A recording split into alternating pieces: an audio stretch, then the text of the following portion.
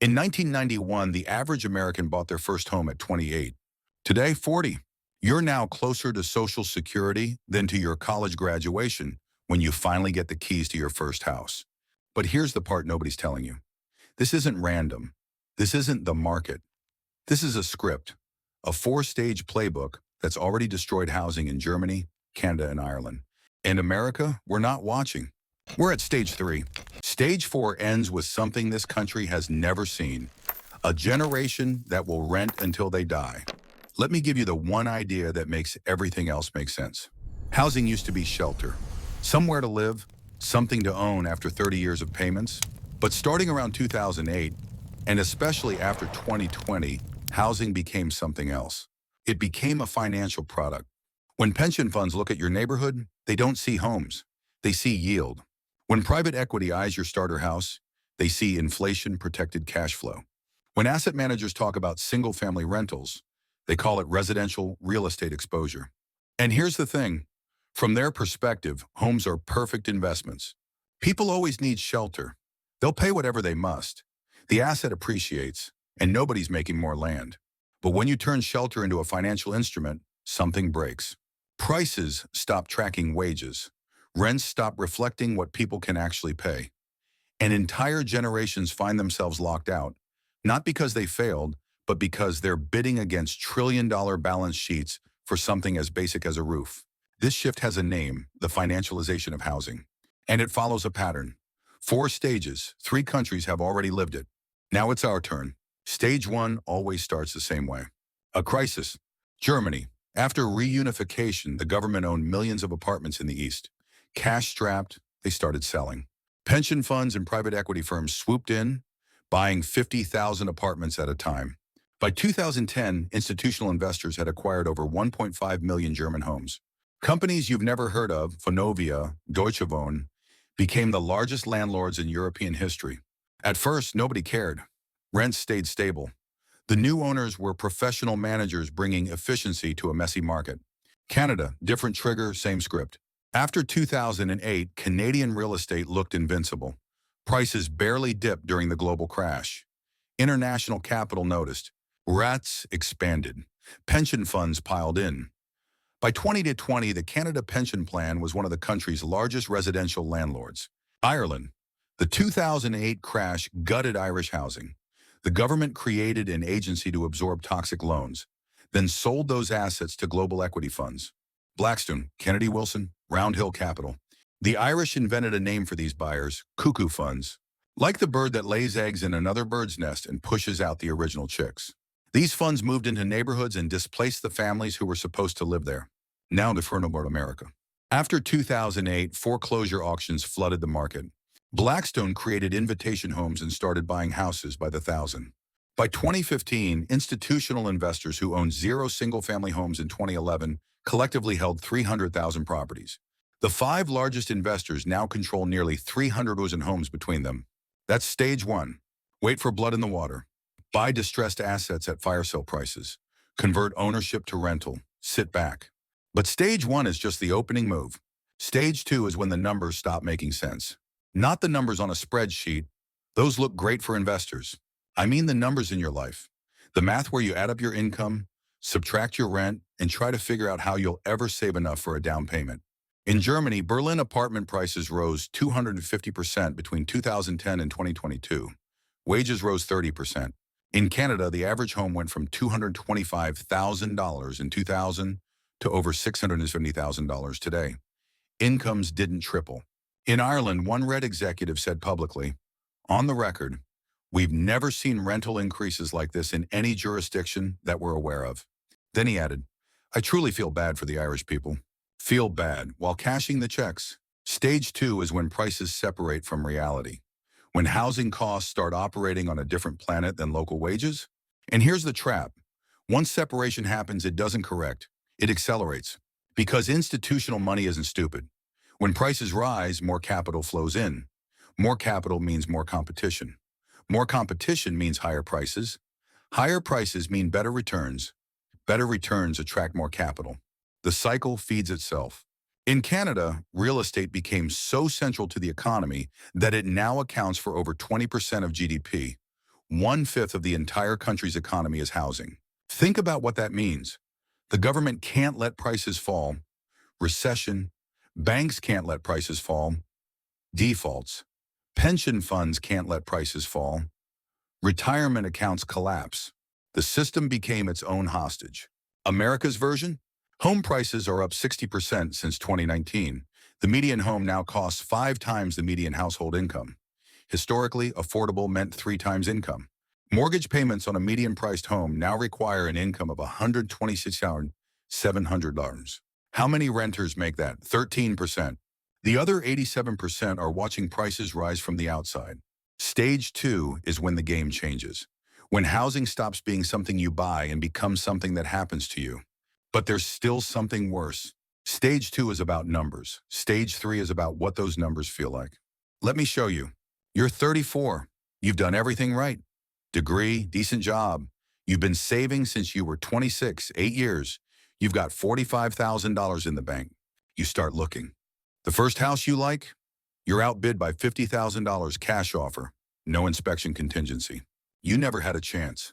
The second house, same thing. Third house? An LLC bought it before it even hit Zillow.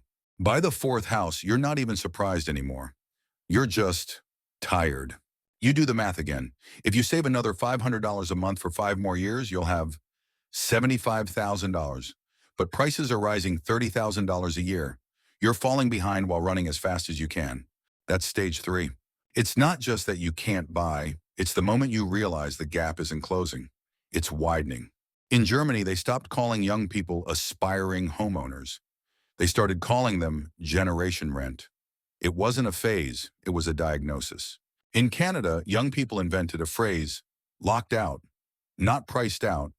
That suggests prices might come back. Locked out, the doors closed. In Ireland, the average wait time to rent an apartment in Dublin became 6 months. Not to buy, just to rent. Now look at America. First-time buyers are now just 21% of all home purchases. That's an all-time low, half what it was in 2007. The median age of first-time buyers is 40.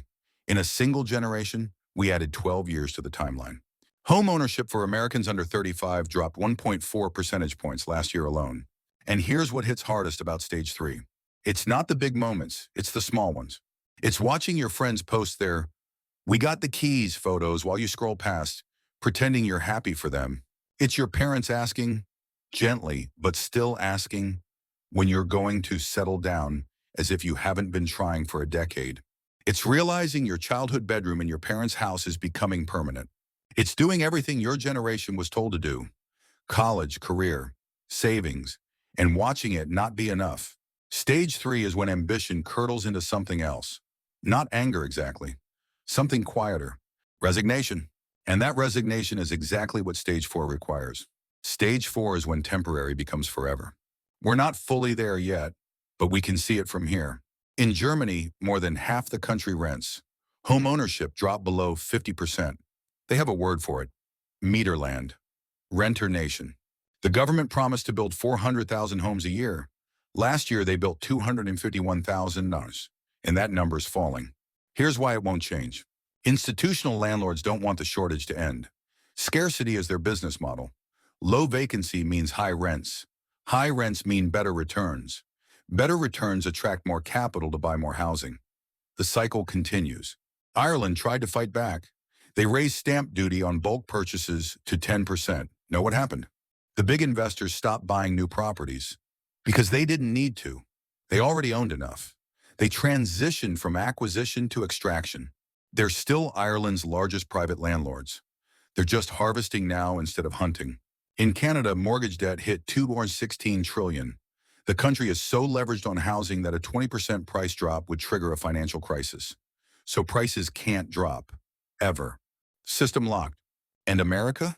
The largest institutional landlords, Invitation Homes, American Homes for Rent, Progress Residential, have been net sellers for 6 consecutive quarters. Are they leaving the market? No. They're building their own. It's called build to rent. Entire subdivisions, the white picket fences, the swing sets, the good school districts, designed from the ground up to be rented. Never sold. Ever. They're not stealing the American dream. They're redesigning it. with themselves as the permanent landlord. And this is where stage 4 does its deepest damage. Not to housing prices, to families. Here's how wealth in America used to work. Your grandparents bought a house. They paid it off over 30 years. They retired with an asset worth something. When they died, your parents inherited it or got help with a down payment while grandma was still alive. Your parents did the same for you. That's how the American middle class was built. Not through wages alone, through housing equity passed between generations. But what happens when your parents couldn't afford to buy? When they rented their whole lives? When there's no equity to pass down? The ladder pulls up, permanently. And our data already shows it. 22% of first-time buyers now depend on gifts or loans from family. Those without wealthy parents, they wait longer, they buy less, or they never buy at all. Stage 4 is when housing stops being a path to wealth and becomes a wealth extraction mechanism. Every month, rent flows one direction, from people who don't own to people who do. Forever. Let me stop talking about countries. Let me talk about you. Pick a scenario. If you're in your 20s, you're competing for housing against pension funds that can make all-cash offers in 24 hours. Every month you don't buy, prices rise faster than you can save. Your friends are splitting into two groups, those whose parents can help and those who can't. You're watching your future divide in real time. If you're in your 30s, the math is getting desperate. You've done the spreadsheets. You know how much you'd need to save, how fast prices are rising, how wide the gap is growing. You're starting to wonder if the problem is you, even though it isn't. If you're a parent, your kids probably can't afford to buy in the neighborhood they grew up in. If you want to help them, you'll tap your own retirement. The choice is stark, your security or their start. If you're planning to retire, you thought you'd downsize and pocket the difference. But the market is so tight that selling your home doesn't guarantee you'll find something affordable to move into. Here's what nobody tells you. You're not failing. The system is working exactly as designed. It's just not designed for you. Is there hope? Some states are pushing back. California has bills targeting institutional buyers with 1,000 plus homes. The FTC launched a study into mega investors. A few cities are trying vacancy taxes. Here's why it probably won't matter. The big investors are already adapting. They're selling existing homes, not to leave the market, but to shift capital into build-to-rent. Developments that never hit the open market, that never give you a chance to bid. Germany tried rent control in Berlin. Courts struck it down, and rents exploded. Canada banned foreign buyers. Prices kept rising. Because the problem was never foreigners. It was domestic institutional capital. Ireland raised taxes on bulk purchases. Investors just stopped buying and started extracting from what they already owned. The playbook evolves faster than regulation can follow. So let me leave you with one image. Imagine it's 2045. You're looking back at this moment the way we look back at 2005, knowing a crash was coming, wondering why nobody stopped it. Except this isn't a crash. It's the opposite. Prices didn't collapse, they calcified. They locked in place, permanently unaffordable, permanently out of reach. And your kids, your nieces and nephews, your grandchildren, they're not asking, when will I buy a house? They stopped asking that years ago. We're at stage 3. Stage 4 isn't a prediction, it's a trajectory. The only question is whether anyone changes the direction before we get there. If this made you think, we subscribe, because this story isn't over, it's just getting started. And when stage 4 arrives in America, you'll want to understand what happened and why.